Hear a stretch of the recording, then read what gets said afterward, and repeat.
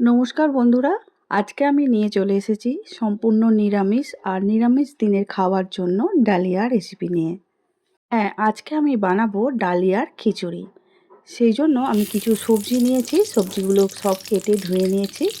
আর কড়ার মধ্যে তেল দিয়ে দিচ্ছি, দিয়ে দিলাম অল্প একটু গোটা গরম মশলা আর একটা তেজপাতা। গোটা গরম মশলা আর তেজপাতা হালকা করে একটু ভেজে নিচ্ছি। তারপরে এর মধ্যে দিয়ে দেব ফুলকপিগুলো। ফুলকপিগুলো প্রথমে ভেজে নেব, ভাজার পরে লাস্টে দেব ফুলকপিগুলো খিচুড়ির মধ্যে, কারণ ফুলকপি তো জানোই তোমরা খুব সহজেই নরম হয়ে গিয়ে গলে যায়।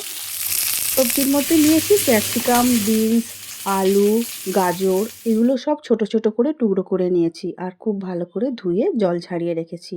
সেগুলো এবারে ভেজে নেব। ফুলকপিগুলো তুলে রেখেছি আলাদা একটা প্লেটের মধ্যে। রোজের বন্ধুরা, তোমাদের জন্য আমার অনেক অনেক ভালোবাসা রইল। আর যেসব বন্ধুরা নতুন, এখনও সাবস্ক্রাইব করোনি, প্লিজ সাবস্ক্রাইব করে শ্রাবণীর পাকঘর চ্যানেলের পাশে থেকে যাওয়ার অনুরোধ রইল। পাশে থাকা বেলটা অবশ্যই প্রেস করে দিও, যাতে যখনই কোনো নতুন রান্না ছাড়বো সবার আগে তোমাদের কাছেই পৌঁছে যাবে। আর ফেসবুক পেজ থেকে দেখছো বন্ধুরা, প্লিজ পেজটিকে ফলো করে দিও। মুগের ডালটা আগে থেকে একটু আমি ভেজে নিয়েছিলাম, ভেজে নিয়ে জলের মধ্যে ভিজিয়ে দিয়েছিলাম। তারপরে ধুয়ে নিচ্ছি একটু ভালো করে, জল ঝারিয়ে নিচ্ছি। যেহেতু এটা একদম নিরামিষভাবে বানাচ্ছি, সেই জন্য এখানে আমি দিচ্ছি 1 চামচের মতো আদা বাটা। আদাটা আমি গ্রেটারের সাহায্যে গ্রেট করে নিয়েছি। তারপরে সবজিটা একটু ভাজা হতেই সবজির মধ্যে আদা গ্রেট করে রাখাটা দিয়ে দিলাম। আবার একটু নাড়াচাড়া করে নিলাম। তারপরে দিয়ে দিচ্ছি মুগের ডাল। মুগের ডাল দেওয়ার পরে সবজির সঙ্গে খুব ভালো করে মিশিয়ে নেব। আর সবজিগুলো তো আমার ভাজা হয়ে গিয়েছিল আর মুগের ডালটা আগে থেকেই ভাজা ছিল। এবার একটু শুধু নাড়াচাড়া করে নিচ্ছি। তারপরে দিয়ে দেব পরিমাণ মতো জল। ডালিয়া তো রান্না করতে করতেই অনেকটা আকারে বেড়ে যায়, সেই জন্য জলের পরিমাপটা অতটা ঠিক ভালো করে বোঝা যাবে না। প্রথমে পরিমাণ অনুযায়ী জলটা যেটা দেওয়ার সেটা দিয়ে দিচ্ছি। তারপরে যদি জল লাগে, যখন ডালিয়াটা হয়তো টাইট টাইট হয়ে যাবে, তখন কিন্তু আরেকটু জল দিতে হবে।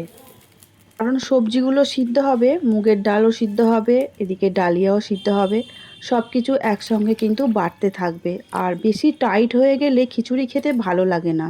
তখন মনে হয় একটু জল দিয়ে একটু পাতলা করলে তাতে খেতে অনেকটা ভালো হয়। কারণ যখনই ডালিয়া রান্না হয়ে গিয়ে রেখে দেওয়া হবে না, পরে কিন্তু অনেকটা টাইট হয়ে যায়, খেতে তখন একদম ভালো লাগে না।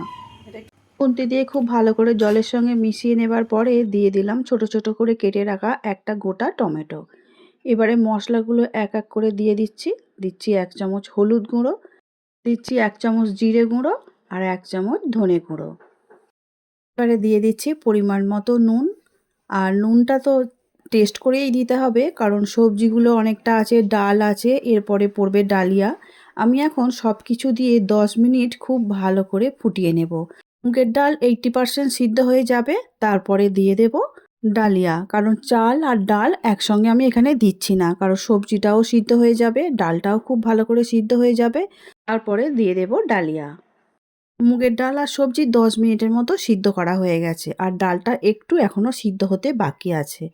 ঠিক এই সময় দিয়ে দেব ডালিয়া।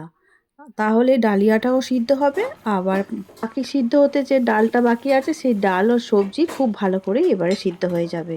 সেই জন্য আমি ডালিয়াটা এখানে দিয়ে দিলাম, আর আলতো হাতে ডালিয়া, ডাল আর সবজির সঙ্গে খুব ভালো করে মিশিয়ে নিতে হবে।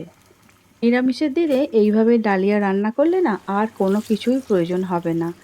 একবার আমার মতো করে ডালিয়া বানিয়ে দেখো। তোমরা কারা কারা ডালিয়া খেতে ভালোবাসো, মানে ডালিয়ার খিচুড়ি খেতে ভালোবাসো, অবশ্যই আমাকে কমেন্ট করে কিন্তু জানাবে।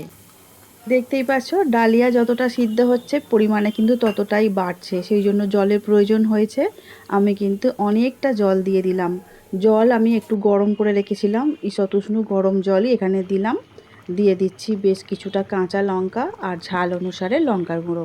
1 চামচ লঙ্কার গুঁড়ো এখানে আমি দিয়েছি।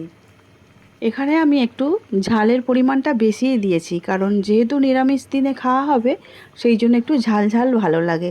তোমরা অবশ্যই তোমাদের স্বাদ অনুসারে লঙ্কার গুঁড়োটা বা কাঁচা লঙ্কাটা বাড়িয়ে বা কমিয়ে দিতে পারো। আমারও বাড়ির বাচ্চারা আছে তো, সেই জন্য আমি আগে থেকে ঝাল দেওয়ার আগেই তুলে রেখেছি। এবারে যেটা দিয়েছি এগুলো শুধু বড়রাই খাওয়া দাওয়া করবে। এবারে দিয়ে দিচ্ছি যে আগে থেকে ফুলকপি ভেজে রেখেছিলাম, সেই ফুলকপি ভাজাটা সবশেষে দিয়ে দিচ্ছি, কারণ এদিকে আমার সমস্ত কিছু সিদ্ধ হয়ে গেছে। ফুলকপি ভাজাগুলো এই জন্য দিয়ে দিলাম। ফুলকপিগুলো দেওয়ার পরে খুন্তির সাহায্যে একটু ডুবিয়ে ডুবিয়ে দিতে হবে, কারণ সবজি সিদ্ধ হয়ে গেলেও ফুলকপিটাও তো একটু সিদ্ধ হতে হবে। সেই জন্য এবারে দিয়ে দিচ্ছি স্বাদ অনুসারে 1 চামচ চিনি। যেহেতু নিরামিষ রান্না, সেই জন্য একটু চিনিটা দিলাম। তোমরা যদি চিনি খেতে পছন্দ না করো তাহলে চিনিটা স্কিপ করতে পারো। দেখেছো তো ডালিয়াটা বাড়তে বাড়তে কতটা হয়েছে। তার আগে কিন্তু বাচ্চাদের জন্য আমি আলাদা জায়গায় তুলে নিয়েছি বলেইছি, সেটা আলাদাভাবে তৈরি হচ্ছে। আর এটা দেখো আবারও কিন্তু কড়া পুরো ভর্তি হয়ে গেছে। আর আমাদের ডালিয়ার খিচুড়ি একদম রেডিও হয়ে গেছে। আমি একটা বোলের মধ্যে তুলে নিয়েছি, তারপরে দিয়ে দিলাম একটু ঘি। ঘিটা না দিলে কিন্তু নিরামিষ খিচুড়ি একদম অসম্পূর্ণ থেকে যায়। আজ তাহলে আসছি, দেখা হবে অন্য দিন নতুন রেসিপি নিয়ে।